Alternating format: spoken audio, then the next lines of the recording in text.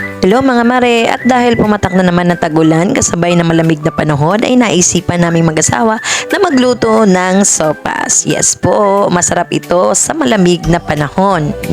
Naman natin ang simulan ng pagluluto ng sopas. So kakailangan na natin ang atay at balunan ng manok, beans, meron din tayo diyang carrot, sibuyas at bawang, tinadtad na quarter leg, hotdog, repolyo, at ang ating pangmalakasang gatas. So, sisimulan na natin ang pagluluto. Dito sa aking lutuan ay magigisa muna ako. Magtutunaw ako ng margarine.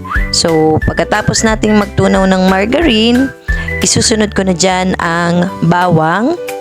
Gigisa ko muna dyan ng ating bawang. Kapag medyo golden brown na siya, ay isusunod na natin ang ating sibuyas. Yan, ganyan po ako magluto ng sopas. Inuuna ko po munang igisa ang sibuyas at bawang. At pagkatapos po niyan, syempre dahil may lahok tayong balunan ng manok, medyo matigas po yan, igigisa po muna natin yan. At hiniwa ko din lamang po yan ng maliliit kasi nga may katagalan ang pagluluto ng balunan ng manok. So, dyan, kapag naigisa na po natin yan, ay lalagyan ko na po ng tubig. Yes po, uunahin ko po muna siyang pakuluin, palambutin, bago ko po ihulog dyan yung ating pasta o yung ating shell. Yan. So, kapag po kumukulo na yan, matagal na pagkulo at tinikman natin ay medyo malambot na, so susunod po natin ang ating shell pasta. Ano po? Yan. So, halo lang tayo ng halo at isasabay natin sa pagkulo. So, mga ilang minuto din pong hihintayin natin para mapalambot natin ang shell. At wag po natin siyang masyadong ihintaying lumambot muna bago natin ihulog lahat ng sangkap. So, kapag medyo nakakagat na siya, so, ihulog na po natin ang ating tinadtad na manok. Yan. So, halo lang po tayo ng halo at pagtingin natin malapit na maluto ang manok, ay pwede nating ihulog ang ating magic sarap, bechin, at kasama rin po dyan ang ating asin. So, depende na po sa atin kung anong lasa o anong timpla ang gusto natin mapalabas dyan. Meron kasing iba mahilig, medyo may alat ng konti. Meron iba katamtaman lang. So, ako yung katamtaman lang. Isinunod ko po dyan yung atay ng manok.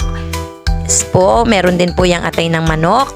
And then, sinamahan ko na po agad ng ating karot. At isusunod din po natin dyan ay ang ating beans. So, dahil pareho naman silang maliliit ng hiwa, so parehas naman siyang sabay maluluto. O, yan o, mga mare, nakikita natin na sobrang dami ng ating lahok. At sinunod ko dyan ang ating paminta.